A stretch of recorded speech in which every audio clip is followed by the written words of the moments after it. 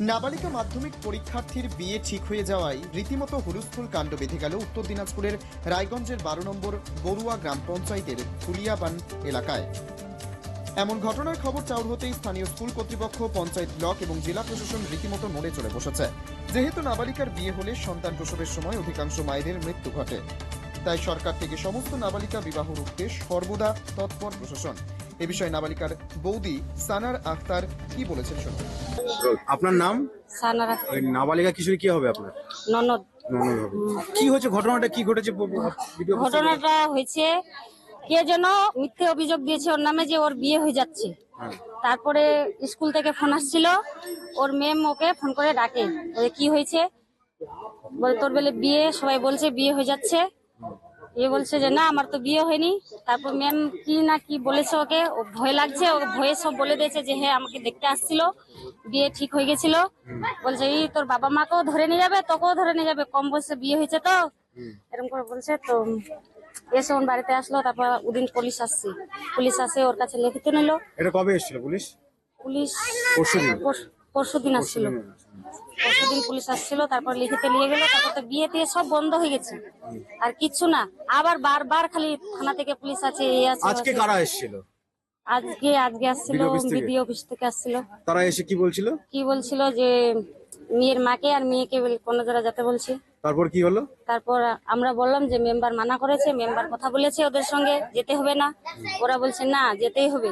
তারপরে ওরা বললো যে ঠিক আছে মেম্বারকে আসতে দাও। মেম্বার বললো যে যাবে না, আমরা পাঠাবো না। তারপর কি ওরা কি না নিয়ে যায়নি, চলে গেল ওরা। স্থানীয় পঞ্চায়েত সদস্য আজিমুল রহমান কি বলতে চেয়েছেন শুনে নেওয়া যাক। আপনার নাম? আজিমুল রহমান। আপনি কি দায়িত্বে রয়েছেন? আমি এই ধুলিয়াবান সংসদের 12 নং বড় অঞ্চল ধুলিয়াবান সংসদের মেম্বার। বলছিলাম আজকে বিডিও অফিস থেকে লোক এসেছিলেন আপনার এলাকাতে, আমি দেখলাম দীর্ঘক্ষণ একটা কথাবার্তা চললো। তার কি ঘটনা ঘটেছে, কি হয়েছে ঘটনা? দেখুন, অ্যাকচুয়াল মেন ব্যাপারটা হচ্ছে কি, মেয়েটা কেবল সবেমাত্র মাধ্যমিক পরীক্ষা দিল। সেই মেয়েটাকে নিয়ে কেউ বা কাহারা 1098-এ একটা কমপ্লেন করেছে, একটা রং ইনফরমেশন দিয়েছে যে মেয়েটার বিয়ে হচ্ছে। বাইদি ভাই কেউ করেছে কেসটা, কিন্তু সেটার ভিত্তিতে গত 2-3-4 দিন আগে পুলিশ এসেছিল, তারা মুচলেখা লিখে নিয়ে গেছে, তারা ইনভেস্টিগেশন করেছে, তার ইনভেস্টিগেশন করে কিছু পায়নি। ওরা বললো যে না এটা একটা রং ইনফরমেশন। তারপর ডিএম অফিস থেকে ফোন করলো, ডিএম অফিসকে আমি যথাযথ উত্তর দিলাম।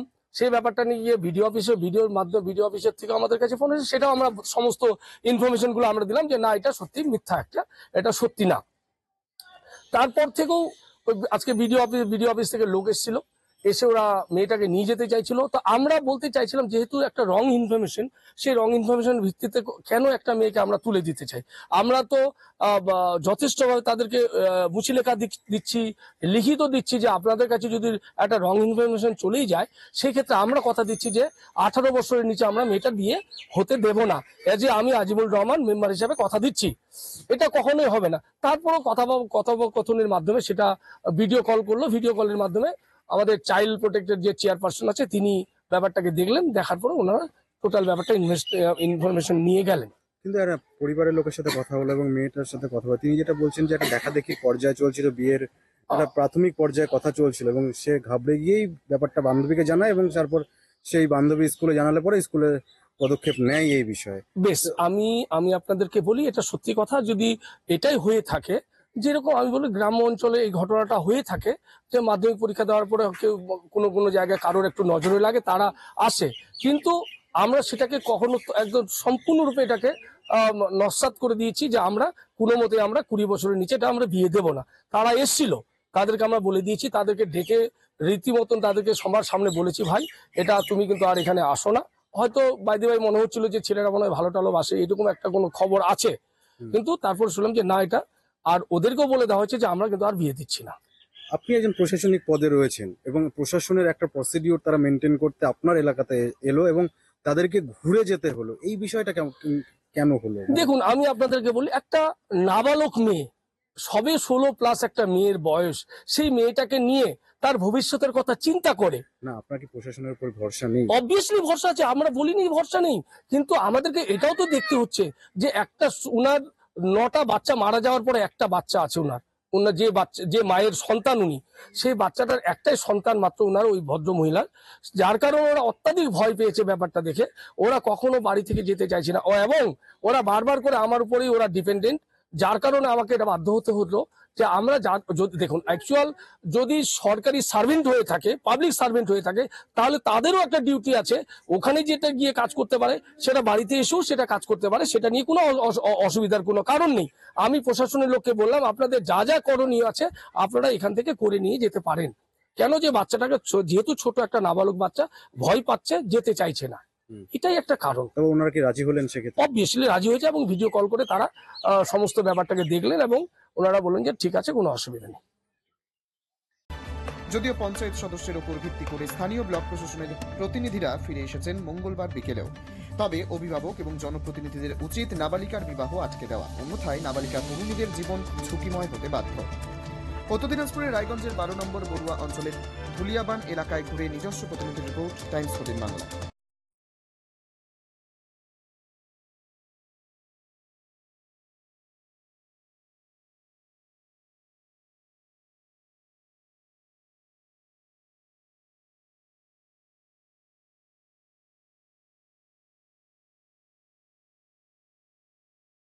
রায়গঞ্জের 10-এর এই রাজ্য সড়কের পাশে প্রকৃতির মনোরম পরিবেশে বিজ্ঞানসম্মতভাবে ঝা চকচকে আবাসন নির্মাণ করছে এই রাজ্যেরই একটি অগ্রণী নির্মাণ সংস্থা JH ডেভেলপার্স।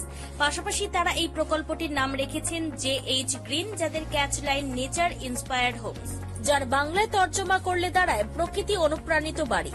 সকালে ঘুম থেকে উঠেই বাসিন্দারা দেখতে পাবেন পূর্ব দিকে সূর্যোদয়, চারপাশের সবুজ গাছপালা, পাখির কলতানে ঘুম ভাঙবে আবাসনের বাসিন্দাদের। পাশেই রয়েছে উত্তর দিনাজপুরের অফিসপাড়া রায়গঞ্জের কর্ণচূড়া, হাঁটা পথে দ্বাদশ শ্রেণী পর্যন্ত 3টি নামী উচ্চ মাধ্যমিক বিদ্যালয়, একটি বেসরকারি হাসপাতাল ও সরকারি উপস্বাস্থ্য কেন্দ্র, 15 ঘন্টা অটো টোটো সহ যানবাহন পরিষেবা, একাধিক খাবারের দোকান, হোটেল, ঢিলছড়া দূরত্বে পুলিশ ফাঁড়ি, 2টি ব্যাংক।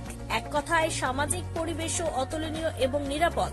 ফ্ল্যাট বুক করতে রয়েছে ব্যাংক ঋণের সুবিধা, ফ্ল্যাট বুক করলেই সোনা ফ্রি।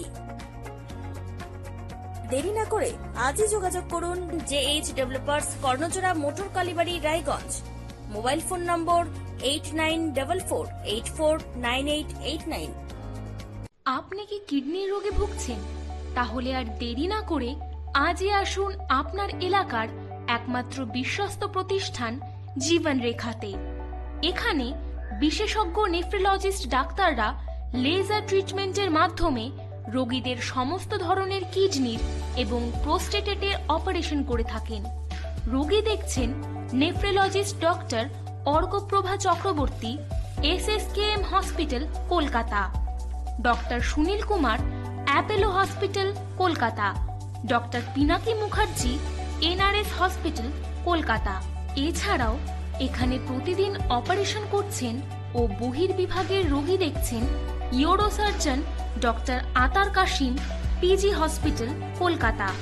তাছাড়াও এখানে স্বাস্থ্যসাথী কার্ড ও ওয়েস্ট বেঙ্গল হেলথ স্কিমের সুবিধা রয়েছে। আমাদের ঠিকানা রায়গঞ্জ, উকিলপাড়া।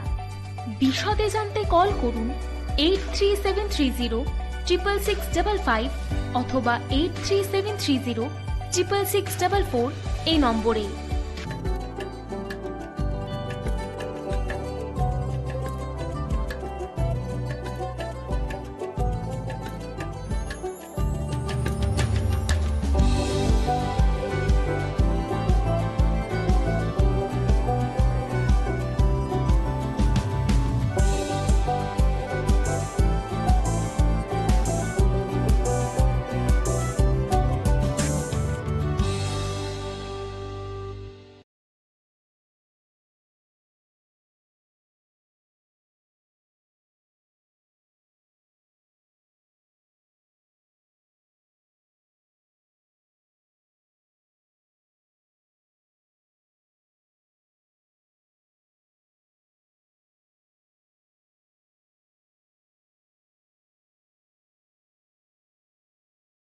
আপনি কি চাকরি পরীক্ষার্থী?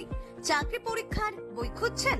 তাহলে আজই চলে আসুন সৌর বুক অ্যান্ড ম্যাগাজিন সেন্টারে। এখানে BSc, WBCS, bank, rail, ICDS, nursing, ANM এবং জিএনএম সহ কেন্দ্রীয় ও রাজ্য সরকারের সকল চাকরির পরীক্ষার বই ও ম্যাগাজিন পাওয়া যায়। আমাদের ঠিকানা হরিমোড়, মোহনবাটি, রায়গঞ্জ।